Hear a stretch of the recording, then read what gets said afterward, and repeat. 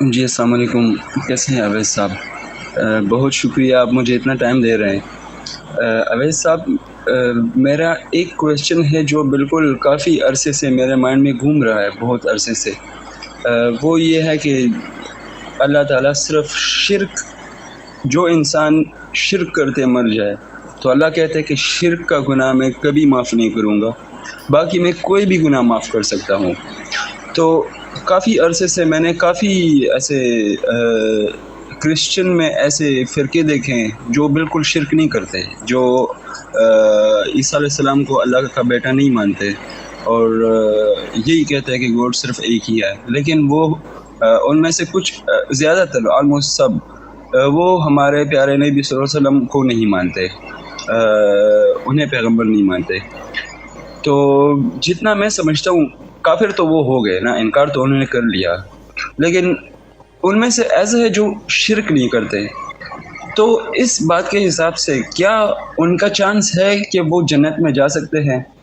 اور اسی طرح جیسے ہم مسلمان ہیں تو ہم نے جتنا ہم سنتے ہیں کہ اگر ہم جتنے بھی گنہگار ہوئے لیکن ہمارا ایمان صحیح ہے، ہم مسلمان ہیں، تو ہمارا آخری ڈیسٹینیشن جنت ہی ہو گیا۔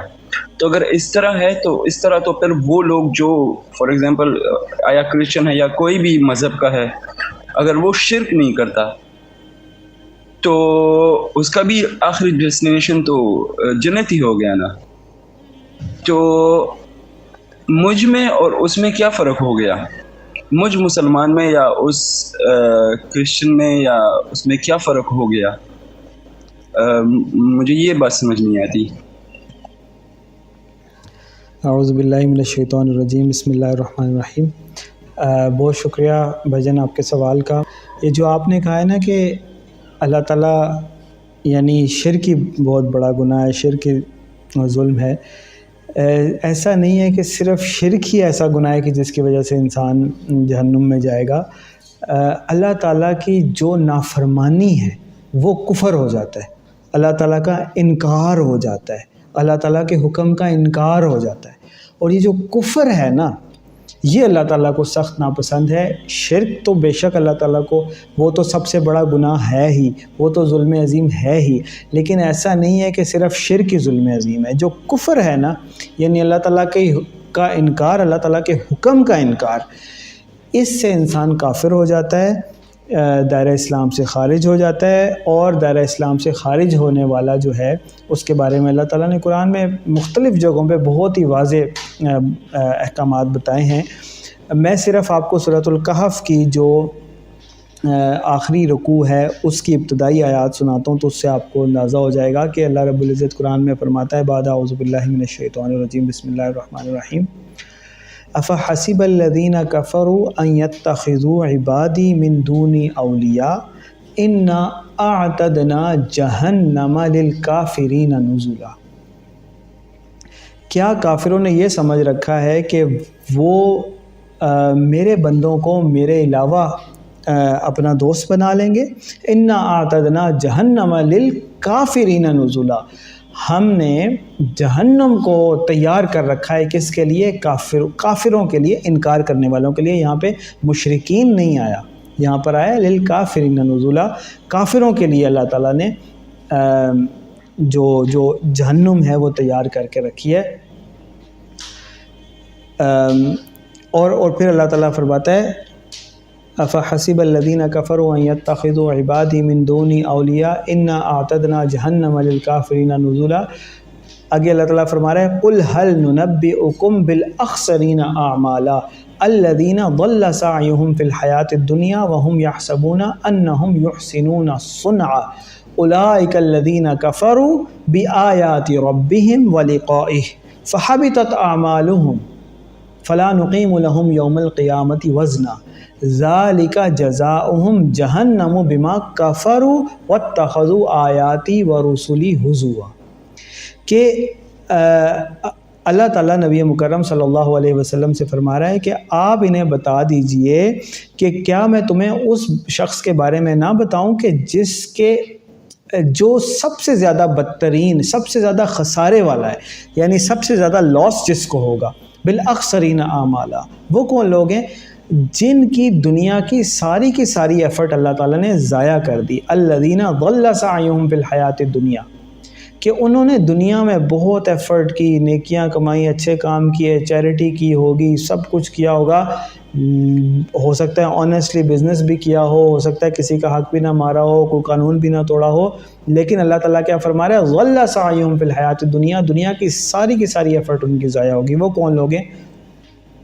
وَهُمْ يَحْسَبُونَ، اگلی بات بھی وَهُمْ يَحْسَبُونَ أَنَّهُمْ يُحْسِنُونَ صُنْعًا، یہ لوگ سمجھتے رہے کہ ہم نے بہت نیکیاں کمائی، بہت اچھے کام کیے، بہت اچھی لائف گزاری.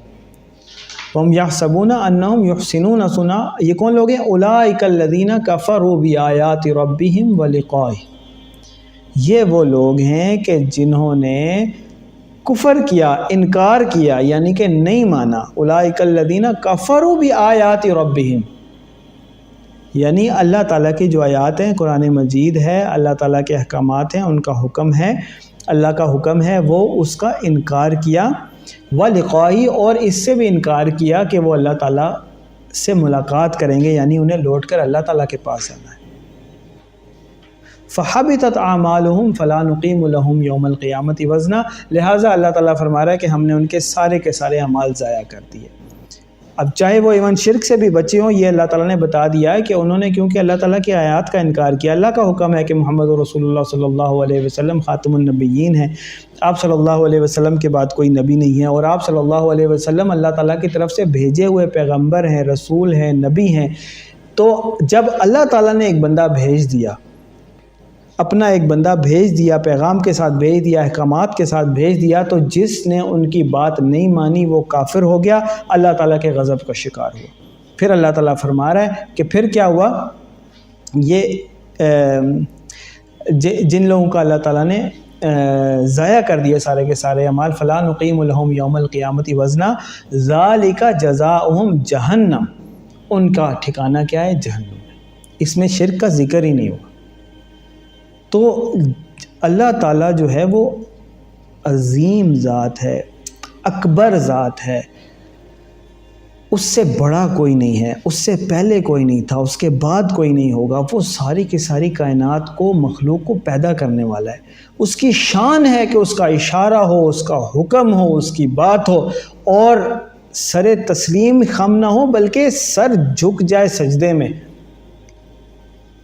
اس کے آگے پیشانی رکھ دی جائے اور اس کی ہر بات کو منو ان تسلیم کیا جائے. غلطی ہو جانا الگ ہے، وہ جیسے اللہ تعالیٰ کبیر ذات ہے، اکبر ذات ہے، اس سے بڑا کوئی نہیں ہے، اس کا روب ہے، اس کا دبدبہ ہے، اس کا حکم ہے، اس کا جلال ہے. اسی طرح اللہ تعالیٰ حلیم ذات بھی ہے، اللہ تعالیٰ رحمان ذات بھی ہے.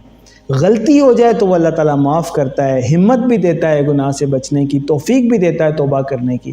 لیکن اگر کوئی اکڑ جائے، کفر کرے، بات نہ مانے، تو پھر اللہ تعالیٰ کا جو جلال ہے، اللہ تعالیٰ کا جو کبر ہے، اللہ تعالیٰ کا جو غم و غصہ ہے وہ طیش میں آتا ہے. پھر اللہ تعالیٰ جو اللہ تعالیٰ کے آگے اکڑتا ہے، کبر کرتا ہے، اس کی بات نہیں مانتا، پھر اللہ تعالیٰ اس کو اپنے قہر کا، اپنے عذاب کا بھی مزہ چکھاتا ہے. لہٰذا یہ کافی نہیں ہے کہ صرف کسی نے شرک سے اگر جانے انجانے، جیسے بھی وہ شرک نہیں اس نے کیا تو وہ یہ سمجھے کہ بس میں جنتی ہو گیا. یہی تو وہ لوگ ہیں جن کے بارے میں اللہ تعالیٰ نے فرمایا کہ جو یہ سمجھ رہے وَهُمْ يَحْسَبُونَ أَنَّهُمْ يُحْسِنُونَ صُنْعًا، وہ یہی سمجھتے رہے کہ ہم نے بہت اچھے کام کیے، لیکن اللہ تعالیٰ نے الَّذِينَ ضَلَّ سَعْيُهُمْ فِي الْحَيَاةِ الدُّنْيَا، ان کی دنیا کی ساری ایفرٹ ضائع کر دی. صرف اس پارٹ سے ہی ہمیں یہ چیز بالکل کلیئر ہو جاتی ہے کہ جو اللہ تعالیٰ کے انبیاء کا انکار کرے گا وہ کافر ہوا، اور اللہ تعالیٰ کے آیات کا، اللہ تعالیٰ کی الہامی کتابوں کا، اللہ تعالیٰ کی بھیجے ہوئی وحی کا انکار کرے گا وہ کافر ہوا، اور جو کافر ہوا وہ اللہ تعالیٰ کے غضب کا شکار ہوا، اور جو اللہ کے غضب کا شکار ہوا اللہ تعالیٰ نے کہہ دیا ذالک جزاؤہم جہنم بما کفروا، انہوں نے میرا انکار کیا، میرے آیات کا، میرے رسولوں کا انکار کیا، اب ان کا ٹھکانہ جہنم ہے.